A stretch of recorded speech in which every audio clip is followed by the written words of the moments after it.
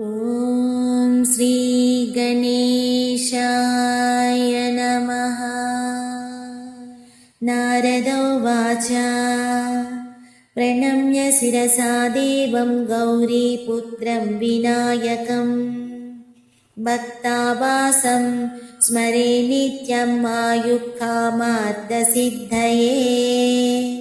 प्रथमं वक्रतुण्डं च एकदन्तं द्वितीयकं तृतीयं कृष्णपिङ्गाक्षं गजवक्त्रं चतुर्दकं लम्बोदरं पञ्चमं च षष्ठं विकटमेव च सप्तमं विघ्नराजं च धूम्रवर्णं तदाष्टमम् नवमं फालचन्द्रं च दशमं तु विनायकम् एकादशं गणपतिं द्वादशं तु गजाननम् द्वादशैतानि नामानि त्रिसन्ध्यं यः पठेन्नरः न च विघ्नभयं तस्य सर्वसिद्धिकरं प्रभो।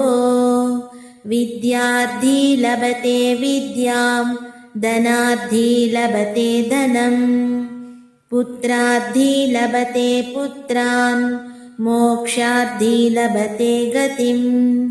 जपे गणपतिस्तोत्रं षड्भिर्मासैः फलं लभेत् संवत्सरेण सिद्धिं च लभते नात्र संशयः।